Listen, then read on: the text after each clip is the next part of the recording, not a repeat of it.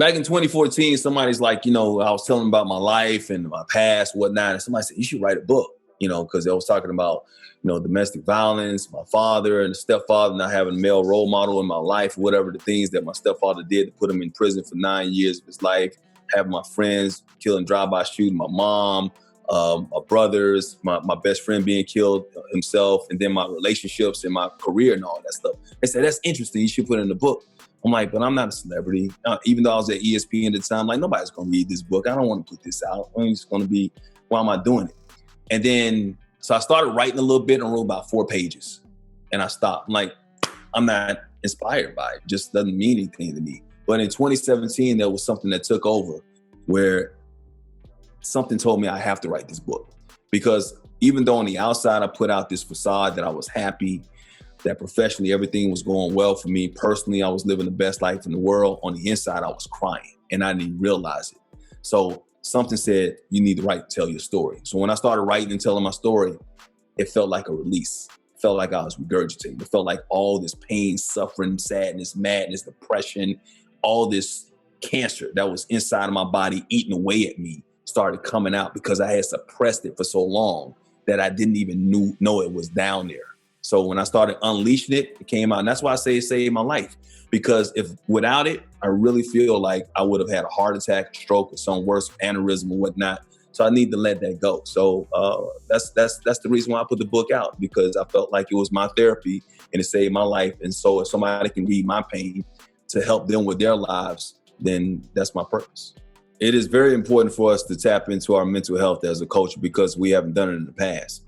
And so that means that we've had generations and generations of this mental depression and this pain and these traumas passed down to us.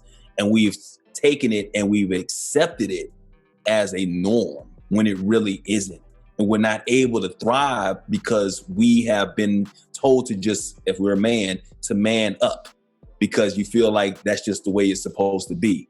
That's not the way it's supposed to be. Once you release it, once you get rid of it, once you have that mental therapy and you talk to somebody, you're able to get that stuff off your chest, you will see the difference in your personality, in your body, your mindset, your drive, everything, not only for you, but the people around you as well. So it's so important because, I know as a Black man, I was told not to cry.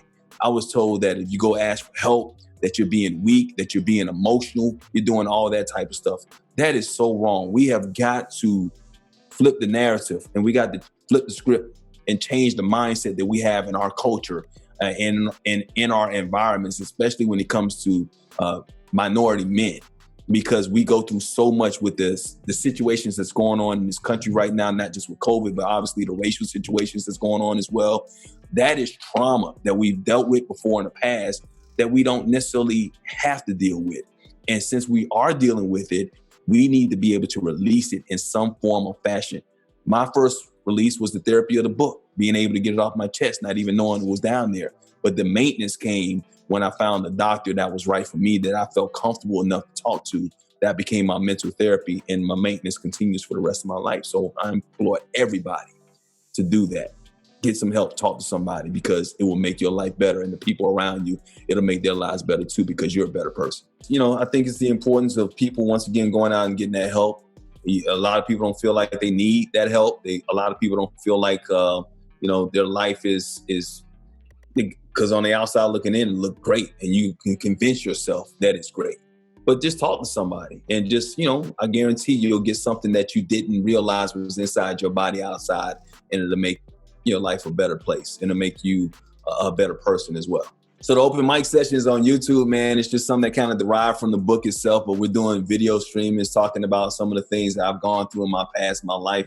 The first one we did was called the Black Men Pandemic, just talking about everything from the mental health aspect. Also, of course, the racism issue that we have in this country of, that pandemic, because it is a pandemic, racism in this country. So we did a great panel on that, man, got great response. And then the next panel we did was What Women Need, talking about relationships or whatnot, because, even though I've not been great with relationships in the past, I do give good advice. And I had a good panel of men talking to women about not necessarily what they want to hear, but what they needed to hear about things. So we're going to continue these open mic sessions with different themes. I think we're going to stick with the relationship themes because we got a great reaction. So, check those out on my YouTube page. And of course, follow me on my IG on It's My Kill, and on Twitter, It's My Kill as well.